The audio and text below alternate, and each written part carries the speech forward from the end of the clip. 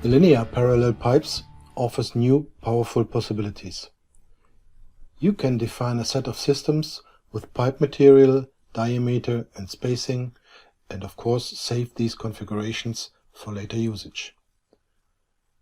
You see here a set of supply and return pipes and cold and hot water from different disciplines even, which you can combine here and save this configuration or load it later on.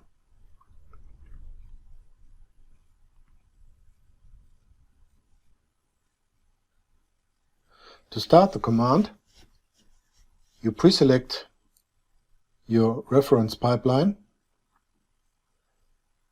and then press the button.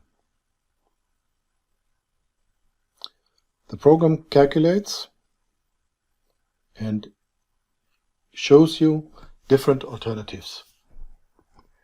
You already see in the preview the material, the systems, the spacings, and then you just simply step through the alternatives and see which one is the one that you like.